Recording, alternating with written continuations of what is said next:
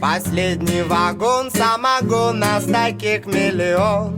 Во-о-о-о, я солдат, и я знаю свое дело, мое дело стрелять, чтобы пуля попала в тело врага. Это рога для тебя, мама. Hearing about President Zelensky today in Ukraine, where Joseph Lindsley is, acknowledging difficulties in the battlefield, but he says Ukraine is making progress.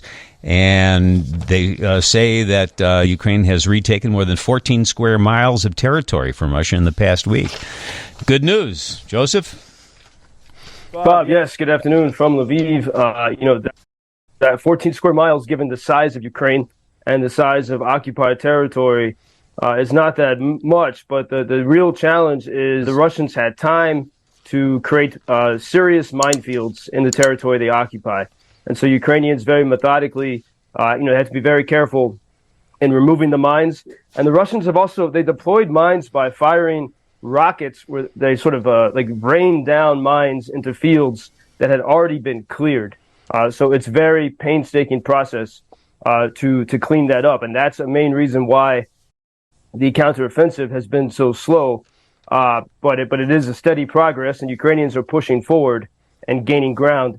Meanwhile, there's additional fallout from that awful attack in Kramatorsk on June 27th last week. 13 people were killed, and I just saw a photo of the father of 14-year-old twin sisters, Anna and Yulia. He was overlooking their gravesite. They were killed when they were at that pizza restaurant, Ria Pizza in Kramatorsk. And it does seem that that restaurant was directly targeted. 2 missiles hit the complex with the restaurant, and it was packed with people, including foreign volunteers and journalists. And among the dead is a famous Ukrainian journalist, Victoria Amelina. She was an award-winning journalist. She died on Saturday in a hospital in Dnipro.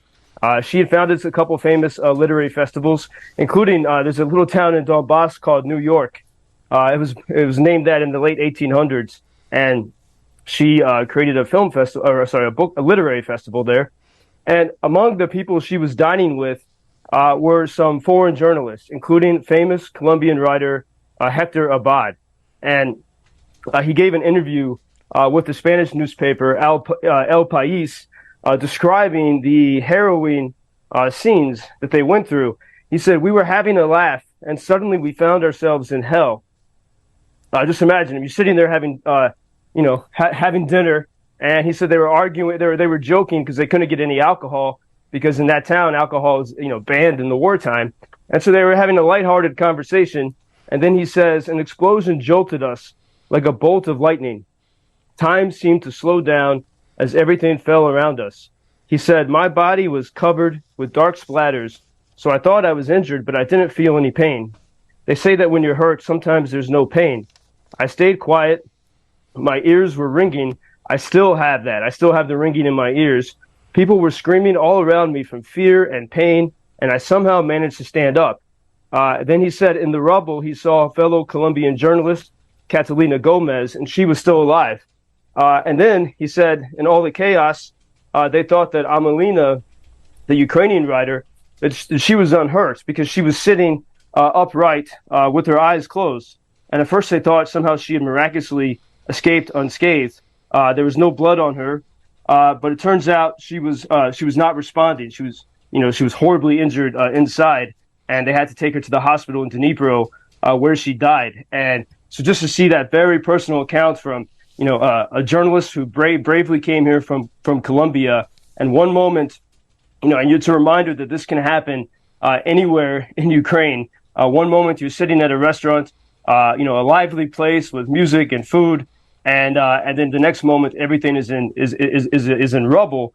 I also saw a photo over the weekend of the waiters and waitresses who worked at that restaurant, and they went to create a vigil and a memorial to their colleagues who were injured and killed in that attack. And it is the Russian foreign minister said specifically that this attack was deserved. He said, "We will continue destroying Ukrainians because they have declared war on us." Those are the words of the Russian foreign minister in response to that horrible attack in Kramatorsk last week.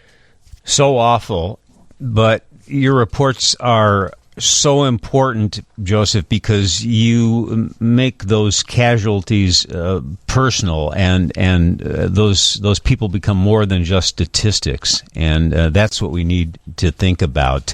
I was also thinking about you over the weekend. We're enjoying a holiday weekend, and meanwhile, Russia launched a drone attack. That was Sunday, early Sunday, on Kyiv, and that was the first one in about 12 days. And were all those drones taken out, Joseph? Yes, it seems so. The air defense did take out the drones, but that always, as always, when the air defense operates, that does cause, debris to fall. But the damage was fairly minimal. And it's strange. Yeah, we, ever since that crazy, coup attempt or whatever it was in Russia, there have been fewer attacks. And, so we don't quite know what to expect these days. And actually, a way to really describe that feeling are the words from that writer, Victoria Amelina. One of her last tweets, which she posted 2 weeks ago, was about those drone attacks on Kyiv. And she said, "At night, I looked at fireballs in the sky from my balcony in Kyiv, and I listened to the explosions. I went to sleep without checking the news. The war is when you can no longer follow all the news and cry about all the neighbors who've died. It's just a couple miles away from you. Still, I want not to forget to learn everyone's name." And then just a few, 2 weeks later, she would be among the fallen. And she wrote this poem not long before she died, and it was titled "Povietrena Trevoha," after the air alarm. And she said, "Air anxiety spreads through my land. It's as if they're here again to execute us. But shoot just one of us. It's usually someone random. Today, it isn't you. Another day is gone." And those are the words of Victoria Amelina, who was killed, and she died last Saturday in the hospital in Dnipro. You have so much on your mind there, the people going through the war. Does the 4th of July, our independence here, resonate even a little bit with some Ukrainians? Oh, of course. I think, because there's such an appreciation for all the help from the United States, and a hope that one day, Ukrainians can be having shezlik, as they call it, barbecue, to celebrate their own victory. And there's so much respect for Americans. So I'm sure that tomorrow there will be, lots of positive comments. And even amid the threat of strikes, some celebrations, especially of the Americans here. So there is a great sense of solidarity. I was talking over the weekend with a Ukrainian woman, and she was remembering, she said, we're remembering the months before the full-scale invasion. And she said, we lived so much then as though we knew something was going to happen. Like there was a sense of Russia was going to invade and things were going to get very difficult.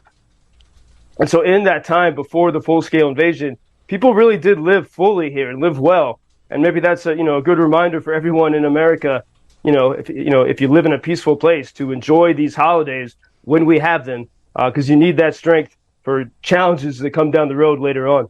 Joseph, do you get a little homesick on a week like this?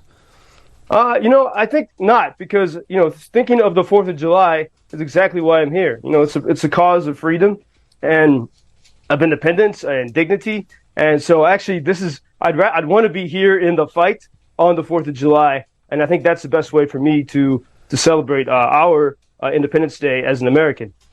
Well, I'll talk to you here on Wednesday. Meantime, all of us around here will keep you and the people of Ukraine in our thoughts. Bob, thank you. And you can follow us at UkrainianFreedomNews.com, and I'll talk to you guys on Wednesday. And meantime, happy 4th of July. Same to you. Thank you, Joseph. Thank you, Bob. Thank you for introducing Ukraine on your social media pages. That's very important, that much more people can get more information about the situation here and how everybody can help Ukraine to stay stronger and to save all the world. Що він сказав?